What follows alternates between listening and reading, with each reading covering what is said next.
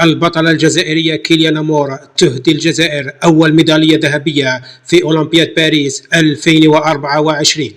والبطلة الجزائرية كيليان مور تدخل التاريخ من باب الواسع باعتبارها بأنها تحققت أول ذهبية عبر تاريخ إفريقيا في منافسة الجمباز، كذلك أول ذهبية للجزائر في أولمبياد باريس، كما أن البطلة الجزائرية كيليان مور حققت أول ذهبية للعرب في أولمبياد باريس 2024، كما أنها حققت أول ذهبية للجزائر منذ أولمبياد لندن 2012 وسادس ذهبية في تاريخ الجزائر. فبالتالي البطلة الجزائرية وباستحقاق كيليان مور تدخل التاريخ من باب الواسع، وكما شهد الجزائريين فرحة كبيرة بهذا التتويج، وعلى رأسهم رئيس الجمهورية السيد عبد المجيد تبون الذي هنأ كيليان مور بمناسبة هذا الفوز.